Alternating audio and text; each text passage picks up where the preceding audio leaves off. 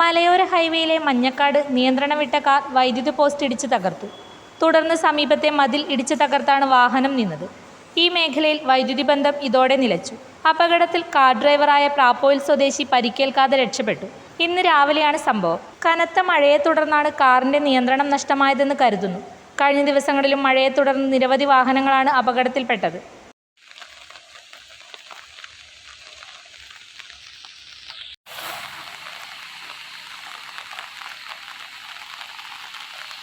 നിങ്ങൾ സ്വർണ്ണാഭരണങ്ങൾ വാങ്ങുമ്പോൾ വഞ്ചിതരാകാതിരിക്കാൻ ജാഗ്രത പാലിക്കുക. 2023 ഏപ്രിൽ 1 മുതൽ സ്വർണ്ണ പരിശുദ്ധി ഉറപ്പുവരുത്തുന്നതിന് കേന്ദ്ര ഗവൺമെന്റ് ആഭരണങ്ങളിൽ HUID നിർബന്ധമാക്കിയിരിക്കുന്നു. 100% ആഭരണങ്ങളും HUID മുദ്ര ചെയ്ത മലയോര മേഖലയിലെ ഒരേയൊരു ജ്വല്ലറി പടിഞ്ഞാത്ത് ഗോൾഡൻ ഡയമണ്ട്സ്, ചെറുപുഴ, ആലക്കോട്, പാടിയൊട്ടിച്ചാൽ, ഹോൾസെയിൽ ഡിവിഷൻ, തൃശൂർ.